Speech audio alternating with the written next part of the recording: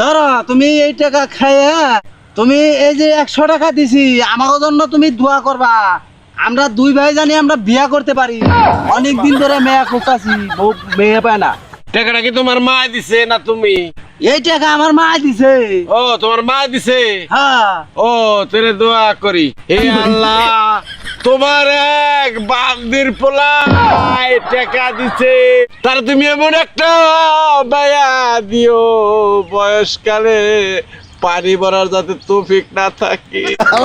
কয় কি হে আল্লাহ এই বান্দির পোলারে তুমি 300 বছর হায়াত দিয়ে তুমি 60 দিনে নিয়ে যাও গা।